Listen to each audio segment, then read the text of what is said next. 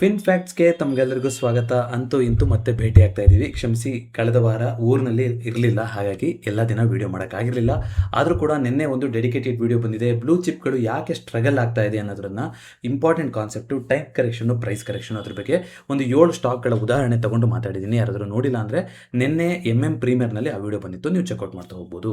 So ಇವತ್ತು Nifty 50ನಲ್ಲಿ banking ಸ್ಟಾಕ್ಗಳೆಲ್ಲ negative ಕಡೆಗೆ ಹೋಗಿದೆ. ಸೊ ಬಜಾಜ್ ಟ್ವಿನ್ಸು ಎರಡು ಇವತ್ತು 1.64, 1.52, SBI ಲೈಫಲ್ಲಿ 1.73 ಇವು ಇವತ್ತಿನ ಟಾಪ್ ಲೂಸರ್ಗಳಾಗಿದ್ವು. ಅದಾನಿ ಪೋರ್ಟ್ಸಲ್ಲೂ ಕೂಡ 1.64% ಕರೆಕ್ಷನ್ ಬಂದಿತ್ತು. JSW steel, Tata steel, Hindalco steel sector ಇವತ್ತು ಟಾಪ್ ಗೇನರ್ ಆಗಿ ಹೊರಹೊಮ್ಮಿದೆ ಅಲ್ವಾ. ಬ್ಯಾಂಕಿಂಗ್ ಸೆಕ್ಟರ್ ಕೂಡ ಇವತ್ತು ನೆಗೆಟಿವ್ ಆಗಿ ಇತ್ತು ಓವರ್ ಆಲ್ ನೋಡ್ತಾ ಬರೋದಾದ್ರೆ. HDFC ಬ್ಯಾಂಕ್ ಒಂದೊಂದು ಬಿಟ್ಟು ಅಂತ ನೋಡೋದಾದ್ರೆ.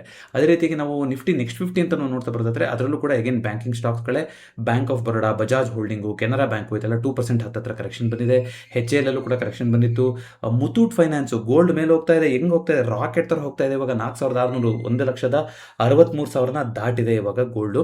ಸೊ ಮುತೂಟ್ ಫೈನಾನ್ಸಲ್ಲಿ ಅದರದ್ದು ಗೇನು ಆಗಿದೆ. ಸೊ ಗೋಲ್ಡ್ ಮೇಲೆ ಹೋದರೆ ಅದು ಕೂಡ ಮೇಲೆ ಹೋಗ್ತಾ ಇರುತ್ತೆ. ಯಾಕಂದರೆ ಎಷ್ಟೋ ಟನ್ ಗಟ್ಟಲೆ ಗೋಲ್ಡ್ ಅವ್ರ ಹತ್ರ ಹಾಗೆ ಕೂತ್ಬಿಟ್ಟಿದೆ. ಅಂದರೆ ಚಿನ್ನ ಅಡವು ಇಟ್ಟಿರ್ತಾರೆ, ತೊಗೊಂಡೋಗಿರೋದಿಲ್ಲ. ಸೊ ಅದು ವ್ಯಾಲ್ಯೂ ಎಲ್ಲ ಚೇಂಜ್ ಆದಂಗೆ ಅವರ ಕಂಪ್ನಿ ವ್ಯಾಲ್ಯೂಷನ್ ಕೂಡ ಚೇಂಜ್ ಆಗ್ತಾ ಇರುತ್ತೆ. ಸೊ 6.19% ಅಮೌಂಟ್ ಬಂದಿದೆ, ಅದು ಇವತ್ತಿನ ಟಾಪ್ ಗೇನರ್ ಆಗಿದೆ. ನಿಫ್ಟಿ ನೆಕ್ಸ್ಟ್ 15 ಅಂತ ನೋಡ್ತಾ ಬರೋದಾದ್ರೆ, ಓವರ್ ಆಲ್ ನೋಡ್ತಾ ಬರೋದಾದ್ರೆ ಇವತ್ತು ಎಲ್ಲದೂ ರೆಡ್ ಆಗಿತ್ತು ಎಕ್ಸೆಪ್ಟ್ ಮಿಡ್ ಕ್ಯಾಪ್ ಅಂತ ಹೇಳ್ಬೋದು. ಮಿಡ್ ಕ್ಯಾಪಲ್ಲಿ ಸ್ವಲ್ಪ ಪಾಸಿಟಿವಿಟಿ ಬಂದಿತ್ತು. ಇಂಡಿಯಾ ವಿಕ್ಸು 11 ಮೇಲ್ಗಡೆ ಹೋಗಿದೆ, ಒಂದು 3% ಜಂಪ್ ಆಯಿತು. ಗಿಫ್ಟ್ ನಿಫ್ಟಿ ನಾಳೆಗೆ ನೆಗೆಟಿವ್ ಅಂತಲೇ ಹೇಳ್ತಾ ಇದೆ, ನೋಡೋಣ ಹಾಗಾಗತ್ತಾ ಅಂತ. ಗೋಲ್ಡು ತಿರ್ಗಾ ರ್ಯಾಲಿ ಕಂಟಿನ್ಯೂ ಮಾಡಿದೆ. ಸಿಲ್ವರು ಕೂಡ ಪಾಸಿಟಿವ್ ಆಗಿದೆ. ನ್ಯಾಚುರಲ್ ಗ್ಯಾಸ್ ಪಾಸಿಟಿವ್ ಆಗಿದೆ. ಕ್ರೂಡ್ ಇನ್ನೂ 94-95 ನಡೀತಾ ಇದೆ. ಇದ್ರ ಮಧ್ಯದಲ್ಲಿ ಬಿಟ್ಕಾಯಿನು 78,000 ಕಡೆಗೆ ಹೋಗಿದೆ. ಇವಾಗ ರುಪಿ ಮತ್ತೆ ವೀಕ್ ಆಗ್ತಾನೆ ಇದೆ. 96 ರೂಪಾಯಿನ ಆಗಲೂ ಬ್ರೀಚ್ ಆಗ್ತೀನಿ ಅನ್ನೋ ಥರ ಹೇಳಿ ಬಂದಿದೆ. ಇದಿಷ್ಟು ಮೇನ್ ಆಗಿರುವಂಥ ಇಂಡೆಕ್ಸ್ಗಳದಾಯಿತು. ಸೊ ನಿಫ್ಟಿ ಏನಾಯಿತು, 7-8 ದಿನಗಳಿಂದ ಸತತವಾಗಿ ಬಿದ್ದಿತ್ತು. ಈ ಒಂದು ಪ್ರೆಷರ್ನ ಅಬ್ಸರ್ವ್ ಮಾಡ್ಕೊಳಕ್ಕೆ ಒಂದು ಪುಟ್ದು ಹೇಳ್ತಿರ್ಬೋದು. ಆದರೆ ಇದು ಖಂಡಿತವಾಗಿ ಇದು ಮೇಲ್ಗಡೆ ಹೋಗುತ್ತೆ ಅಂತ ಹೇಳೋಕ್ಕಾಗಲ್ಲ. ಯಾಕಂದರೆ 200 ಡೇ ಮೂವಿಂಗ್ ಆವರೇಜ್ ಅಂತ ಕೆಳಗಡೆ ಇದ್ದೀವಿ. ಇನ್ನು ವರ್ಟೆಕ್ಸ್ ಹತ್ರ ಹೋಗ್ಬಿಟ್ಟು ಒಂದು ದೊಡ್ಡ ಪಿಕ್ಚರ್ ಕೊಡ್ಬೋದು, ಈ ಥರ ಎಲ್ಲ ಮಾತಾಡಿದ್ವಿ ಅಲ್ವಾ. ಆಗ್ತಾ ಇರೋಂಥ ಸಿಚುವೇಷನು, ಕ್ರೂಡ್ ಮೇಲ್ಗಡೆ ಹೋಗ್ತಾ ಇದೆ ಅಂತಂದರೆ ಪಾಸಿಟಿವ್ ಬ್ರೇಕ್ಔಟ್ ಆಗುತ್ತೆ ಅನ್ನೋದಕ್ಕಿಂತ ಇದು ಬ್ರೇಕ್ ಡೌನೇ ಆಗೋ ಕಡೆ ಬಯಾಸ್ ಇಟ್ಕೋಬೋದು ಅಂತಲೂ ಕೂಡ ನಾವು ಮಾತಾಡಿದ್ವಿ. ಇದ್ರ ಜೊತೆಗೆ ಸಾಲದು ಅನ್ನಂಗೆ ಈಗ US ಅಲ್ಲಿ ಟೆಕ್ ಸ್ಟಾಕ್ಸ್ಗಳಲ್ಲಿ ಒಂದಿಷ್ಟು ಓವರ್ ವ್ಯಾಲ್ಯೂಷನ್ ಆಗಿದೆ. ಬಬಲ್ಲು, ಮತ್ತೊಂದು ಕ್ರ್ಯಾಶು, ನೀವೇನಾರು ಹೇಳ್ಬೋದು. ಅದರಿಂದ ಒಂದಿಷ್ಟು ನ್ಯಾಸ್ಡ್ಯಾಕ್ ಅಲ್ಲೂ ಕೂಡ ಒಂದು 4-5 ದಿನದಿಂದ ಕರೆಕ್ಷನ್ ಆಗ್ತಾ ಇತ್ತು. ಬಾಂಡ್ ಈಲ್ಡ್ಗಳು ಜಾಸ್ತಿ ಆಗ್ತಾ ಹೋಯಿತು. 4.7%ಗೆ ತಲುಪಿದೆ US-ನ 10 ಇಯರ್ ಈಲ್ಡು. US-ನ 30 ಇಯರ್ ಈಲ್ಡು ಕೂಡ ಜಂಪ್ ಆಗಿ 5.2%ಗೆ ತಲುಪಿತ್ತು. ಇದೆಲ್ಲ ಆಗಿತ್ತು. ಇವರು ಟ್ರಂಪ್ ಅವರು ಮಾಮೂಲಿ ಮ್ಯಾಪನ್ನು ಶೇರ್ ಮಾಡಿಬಿಟ್ಟು ಸ್ಟ್ರೈಟ್ ಆಫ್ ಫಾರ್ಮೋಸ್ಟು ಇದು ಹೊಸ US-ನ ಜಾಗ, ಇದು US ಟೆರಿಟರಿ ಇದು ಅಂತ ಒಂದು ಶೇರ್ ಮಾಡ್ತಾ ಇದ್ದಾರೆ. ಇದೆಲ್ಲ ಕಾರಣದಿಂದಾಗಿ ಕ್ರೂಡು ಸೆಟಲ್ ಆಗ್ತಾ ಇಲ್ಲ, ಮೇಲ್ಗಡೆನೆ ಉಳ್ಕೊತಾ ಇದೆ ಅಲ್ವಾ.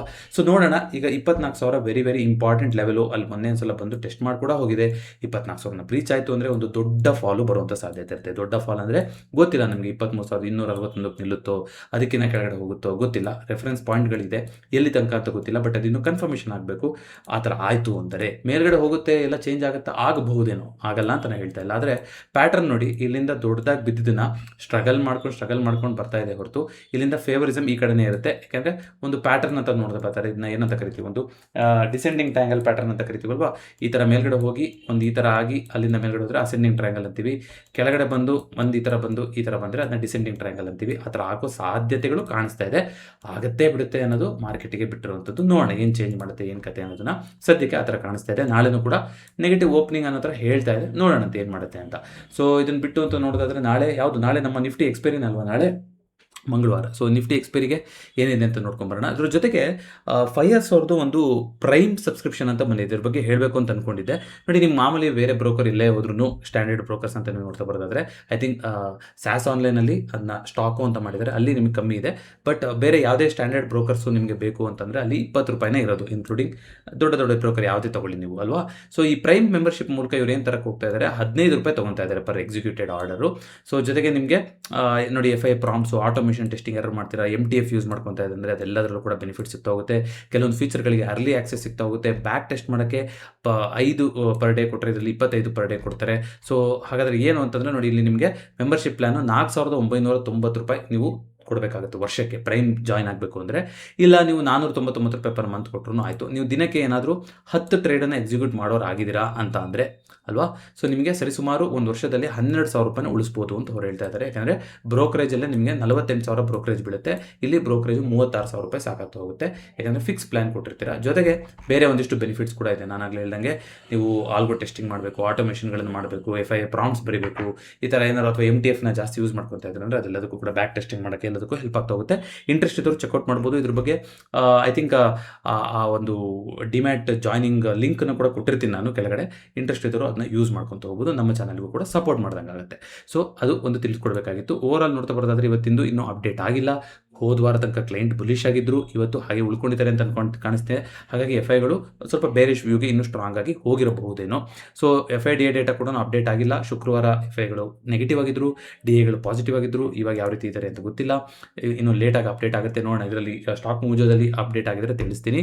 ಸೊ ಲಾರ್ಜ್ಲಿ ಇವತ್ತು ನೆಗೆಟಿವ್ ಆಗೇ ಇತ್ತು F&O ಸ್ಟಾಕ್ಸ್ಗಳು. ಮೆಟಲ್ ಸೆಕ್ಟರು ಇವತ್ತಿನ ಟಾಪ್ ಗೇನರ್ ಆಗಿದೆ. ಸೊ ಇವತ್ತಿನ ಟಾಪ್ ಲೂಸರ್ ಅಂದರೆ ಅದು ಡಿಫೆನ್ಸು. HAL ಅಲ್ಲಿ ದೊಡ್ಡ ಕರೆಕ್ಷನ್ ಬಂದಿತ್ತು, BL ಅಲ್ಲಿ, ಮ್ಯಾಸ್ಡಾಕ್ ಅಲ್ಲಿ ಇದೆಲ್ಲ ಕೆಲವೊಂದು ಪಾಸಿಟಿವ್ ಬಂದಿದೆ. ಬಟ್ ಓವರ್ ಆಲ್ ಇದ್ದಿದ್ರಲ್ಲಿ ನೆಗೆಟಿವ್ ಆಗಿರುವಂಥ ಸೆಕ್ಟರ್ ಅಂದರೆ ಅದು ಇವತ್ತು ಡಿಫೆನ್ಸ್ ಸೆಕ್ಟರ್ ಆಗಿ ಉಳ್ಕೊಂಡಿದೆ. ಸೊ ನಾಳೆಗೆ ನೋಡ್ತಾ ಬರೋದಾದ್ರೆ ನೋಡಿ, 1 day to expiry. ಸೊ 24,200 ನಮಗೆ ಇವಾಗ ಒಂದೇನ ಕಾಣಿಸ್ತಾ ಇದೆ, ಒಂದು ರೆಸಿಸ್ಟೆನ್ಸ್ ಬಿಲ್ಡಪ್ ಆಗಿರೋದು ಕಾಣಿಸ್ತಾ ಇದೆ. 24,300 ದೊಡ್ಡದಾಗಿ ರೆಸಿಸ್ಟೆನ್ಸ್ ಬಿಲ್ಡಪ್ ಆಗಿದೆ. PCR ನೆಗೆಟಿವ್ ಟೆರಿಟರಿಗೆ ಹೋಗ್ಬಿಟ್ಟಿದೆ, 0.69ಗೆ ಹೋಗಿದೆ. 24,000 ಈಗಲೂ ಕೂಡ ಸಪೋರ್ಟ್ ಇದೆ. ಸೊ ನಾಳೆನೂ ಕೂಡ 24,000 24,300 ಏನು ಕೆರೆ ದಡ ಆಟ ಆಡ್ತಾ ಕೂತಿದೆ ಮಾರ್ಕೆಟು, ಅದನ್ನ ಹಾಗೆ ಉಳಿಸ್ಕೊಳುತ್ತಾ ಅಥವಾ 24,000 ಬಿಟ್ಟು ಹೋಗೋ ಥರ ಲೆವೆಲ್ ಬರುತ್ತಾ ಅನ್ನೋದು ನಾಳೆ ಓಯ್ನಲ್ಲಿ ಯಾವ ರೀತಿ ಬದಲಾವಣೆ ಆಗುತ್ತೆ ಅನ್ನೋದನ್ನ ನಾವು ನೋಡ್ತಾ ಹೋಗ್ಬೇಕು. ಇವತ್ತು ಲಾಸ್ಟ್ ಒಂದು 30 minutes 1 hour ಇಲ್ಲಿ ಯಾವ ಥರ ಬದಲಾವಣೆ ಆಗಿದೆ ಅಂತ ನೋಡೋದಾದ್ರೆ ನೋಡಿ, ಇಲ್ಲಿ 24,300 ಇನ್ನೂ ಕೂಡ ನೆಗೆಟಿವ್ ಆಗಿದ್ರು 24,300 ಅಲ್ವಾ. ಸೊ ಅದನ್ನ ಸ್ವಲ್ಪ ಕಮ್ಮಿ ಮಾಡ್ಕೊಂಡಿರೋ ಥರದ್ದು ಕಾಣಿಸ್ತಾ ಇದೆ. ಅಂದರೆ ಯಾಕೆ ಎಕ್ಸ್ಪೈರಿ ದಿನ ಬೇಡಪ್ಪ ಅಂತ ಮುಗಿಸ್ಕೊಂಡಿರೋ ಥರ ಕಾಣಿಸ್ತಾ ಇದೆ. ಸೊ ನೋಡಿ, ನ್ಯೂಟ್ರಲ್ ಆಗಿತ್ತು ಅವಾಗ, ಆಮೇಲೆ ಮತ್ತೆ ನೆಗೆಟಿವ್ ಕಡೆಗೆ ಹೋಗಿದೆ, ಅದು ಆಗಿರ್ಬೋದು. ಬಟ್ ಓವರ್ ಆಲ್ ನೀವು ನೋಡ್ತಾ ಬರೋದಾದ್ರೆ ಲಾಸ್ಟ್ 1 hour ಸುಮಾರು ಚೇಂಜಸ್ ಆಗಿರೋದು ಕಾಣಿಸ್ತಾ ಇದೆ. ಲಾಸ್ಟ್ 30 minutes ಕೂಡ ಸ್ವಲ್ಪ ಆ್ಯಡ್ ಆಗಿದೆ. ಲಾಸ್ಟ್ 1 hour ಕಮ್ಮಿ ಆಗಿತ್ತು, ಲಾಸ್ಟ್ 30 minutes ಸ್ವಲ್ಪ ಆ್ಯಡ್ ಆಗಿದೆ. ಈ ಥರದ್ದೆಲ್ಲ ಬದಲಾವಣೆಗಳು ಆಗಿದೆ ಇವತ್ತು ಮಾರ್ಕೆಟಲ್ಲಿ. ನೋಡೋಣ ಯಾವ ರೀತಿ ಆಗುತ್ತೆ ಅಂತ. ಅದು ಟೋಟಲ್ OI ಮೇಲೆ ನೋಡಬೇಕಾಗುತ್ತೆ, ಈ ಥರ ನೋಡೋಕ್ಕಾಗಲ್ಲ. ಬಟ್ ಓವರ್ ಆಲ್ ಇವತ್ತು ಸ್ವಲ್ಪ 24,300 ಕೆಳಗಡೆ ಮುಗಿಸ್ತೀವಿ ಅನ್ನೋ ಥರ ಪೊಸಿಷನ್ಗಳು ಬಿಲ್ಡಪ್ ಆಗಿರೋ ಥರದ್ದು ಕಾಣಿಸ್ತಾ ಇದೆ. ಸೊ ಅದನ್ನು ಬಿಟ್ಟು ಅಂತ ನೋಡ್ತಾ ಬರೋದಾದರೆ ನಾಳೆಗೆ ಏನಾದರೂ ಇವೆಂಟ್ಗಳಿದೆಯಾ? ಯಾವುದೂ ಇಲ್ಲ. ಮೇನ್ ಆಗಿರುವಂಥ ಇವೆಂಟ್ಗಳು ಯಾವುದು ಕಾಣಿಸ್ತಾ ಇಲ್ಲ. ಸೊ ನ್ಯೂಸ್ ಅಂತ ನಾವು ನೋಡ್ತಾ ಬರೋದಾದರೆ ಆಲ್ರೆಡಿ ಹೇಳಿದ್ದೀನಿ, US ಇಂದು ಇರಾನ್ದು ಏನು ನಡೀತಾ ಇದೆ ಅಂತ. ಜೊತೆಗೆ ಕ್ರೂಡು ಕಮ್ಮಿ ಆಗ್ತಾ ಇಲ್ಲ, ಮೇಲ್ಗಡೆ ಹೋಗ್ತಾ ಇದೆ. ಇವತ್ತು ನೈಕಿ, ಕಾಸ್ಪಿ ಇಂಡೆಕ್ಸು ಎಲ್ಲದೂ ಕೂಡ ಸ್ವಲ್ಪ ನೆಗೆಟಿವ್ ಆಗೇ ಇತ್ತು. ಟೆಸ್ಲಾ ಸ್ಟಾಕ್ಸ್ಗಳಲ್ಲಿ ಒಂದು ಮೇಯಿಂದ ಅಂತ ನೋಡ್ತಾ ಬರೋದಾದ್ರೆ ಬೆಸ್ಟ್ ವೀಕ್ ಆಗಿ ಕಾಣಿಸಿದೆ ಇವತ್ತು. ಸೊ ಅದೇ ರೀತಿಗೆ ಫೆಡ್ ಚೇರ್ಮನ್ ಸ್ಪೀಚ್ ಇದೆಯಂತೆ ಇವತ್ತು. ಯಾವತ್ತು ಜಾಕ್ಸನ್ ಹೋಲ್, ಇವರು ಇನ್ನೊಬ್ರು ಚೇರ್ಮನ್ನು. ಸೊ ಇವ್ರದ್ದು ಫೆಡ್ ಚೇರ್ಮನ್ ಅವ್ರದ್ದೇ ಜಾಕ್ಸನ್ ಹೋಲ್ ಅನ್ನೋ ಒಂದು ಜಾಗದಲ್ಲಿದೆ. ಸೊ ಅದು ಯಾವತ್ತಿದೆ ಅನ್ನೋದು ಗೊತ್ತಿಲ್ಲ, ಅದನ್ನು ನಾವು ಟ್ರ್ಯಾಕ್ ಮಾಡಬೇಕು. ಈ ವಾರದಲ್ಲಿದೆ ಅಂತ ಬಂದಿದೆ. ಸೊ ನಾನು ನೋಡೋಣಂತೆ.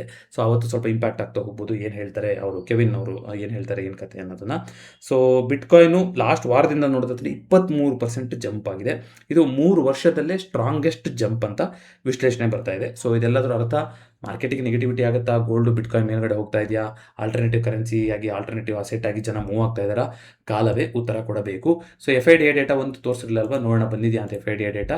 ಸೊ ಸಮ್ಮರಿ ಅಂತ ನೋಡೋದಾದ್ರೆ ಇವತ್ತು FIಗಳು ಕೂಡ ಬೈಯರ್ಸ್, DAಗಳು ಕೂಡ ಬೈಯರ್ಸು.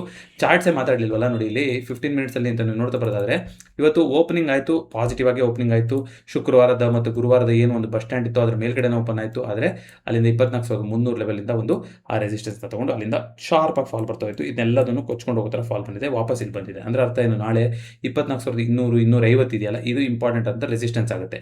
ಇದನ್ನು ಬಿಟ್ಟು ಮಾರ್ಕೆಟ್ ಹೋಯ್ತಾ ವೆಲ್ ಆ್ಯಂಡ್ ಗುಡ್. ಇದು ಹೋಗೋಕ್ಕಾಗಲಿಲ್ವಾ, ಇಲ್ಲಿಂದನೇ ನಿಮಗೆ ಒಂದು ಓಪನಿಂಗ್ ಕೊಡ್ತಾ ಇದನ್ನೇ SL ಇಟ್ಕೊಂಡು ಒಂದು ಟ್ರೇಡ್ನ ತಗೋಬೋದು. ಬಟ್ ಓಪನಿಂಗೇ ನಾಳೆ ಇದ್ರ ಕೆಳಗಡೆ ಈ ಥರ ಏನಾರು ಆಯಿತು ಅಂದರೆ ಒಂದು ಸ್ವಲ್ಪ ಅಲ್ಲೇ ಫ್ಯಾಕ್ಟ್ರಿನ ಆಗೋಗಿರುತ್ತೆ. ಬಟ್ ನೋಡಿಕೊಂಡು ಟ್ರೇಡ್ ಮಾಡ್ತಾ ಹೋಗ್ಬೋದು. 24,000 ಇಂಪಾರ್ಟೆಂಟ್ ಲೆವೆಲ್ ನೋಡಿ. ಇವಾಗ ಹಾರಿಜಾಂಟಲ್ ಟ್ರೆಂಡ್ ಲೈನು ಅಲ್ಲೇ ಬರ್ತಾ ಇದೆ, ನಾವು ಹಾಕೊಂಡಿರುವಂಥ ಸಪೋರ್ಟ್ ಟ್ರೆಂಡ್ ಲೈನ್ ಕೂಡ ಅಲ್ಲೇ ಬರ್ತಾ ಇದೆ. So 24,086 to 24,000 very very important level.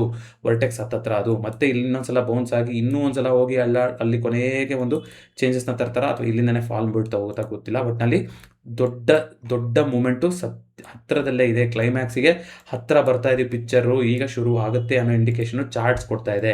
ಇದನ್ನ ಯಾವ್ದು ಮಾತಾಡಿದ್ದೀನಿ, 24 ಆಗಸ್ಟಲ್ಲಿ ಮಾತಾಡಿದ್ದೀನಿ, ನೆನ್ಪಿಟ್ಕೊಂಡಿರಿ. ಸದ್ಯದಲ್ಲೇ ಒಂದು ದೊಡ್ಡ ಮೂಮೆಂಟು, ಎರಡು ಸೈಡ್ ಯಾವ ಸೈಡ್ ಬೇಕಾದ್ರೂ ಆಗ್ಬೋದು.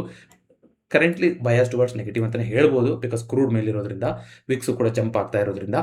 But market is the boss, ಯಾವ ಕಡೆ ಬೇಕಾದ್ರೂ ಟ್ರ್ಯಾಪ್ ಮಾಡಿಸ್ಬೋದು. ನೋಡಿ, ಇಲ್ಲಿ ನೆಗೆಟಿವ್ ಆಗಿದ್ದವ್ರದ್ದು ಆಮೇಲೆ ಪಾಡೇನಾಗಿರುತ್ತೆ, ಇಲ್ಲಿ ನೆಗೆಟಿವ್ ಆಗಿದ್ರೆ ಏನು ಪಾಡಾಗಿರುತ್ತೆ, ಅಥವಾ ಇಲ್ಲಿ ಹೋಯ್ತು ಒಂದು ಫುಲ್ ಪಾಸಿಟಿವ್ ಆಗಿದ್ದವ್ರಿಗೆ ಏನಾಗಿರುತ್ತೆ, ಎರಡೂ ಕಡೆ ಆಟ ಆಡಿಸಿದೆ. ಬಟ್ ಎಲ್ಲ ಒಂದು ಚಾನಲಲ್ಲಿ ಹೋಗ್ತಾ ಇದೆ, ಇಂಟ್ರೆಸ್ಟಿಂಗ್ ಆಗಿದೆ. ನೋಡೋಣ ಏನು ಮಾಡ್ತಾ ಹೋಗುತ್ತೆ ಅಂತ. ಇದಿಷ್ಟು ಇವತ್ತಿನ ಫಿನ್ ಫ್ಯಾಕ್ಟ್ಸ್ ಆಗಿತ್ತು. ಈ ವಿಡಿಯೋ ಇಷ್ಟ ಆಗಿದೆ ದಯವಿಟ್ಟು ವಿಡಿಯೋನ ಲೈಕ್ ಮಾಡಿ ಹಾಗೂ ಚಾನಲ್ಗೆ ಸಬ್ಸ್ಕ್ರೈಬ್ ಮಾಡಿ. ಮತ್ತೊಂದು ವಿಡಿಯೋದೊಂದಿಗೆ ಭೇಟಿಯಾಗೋಣ. ಎಲ್ರಿಗೂ ನಮಸ್ಕಾರ.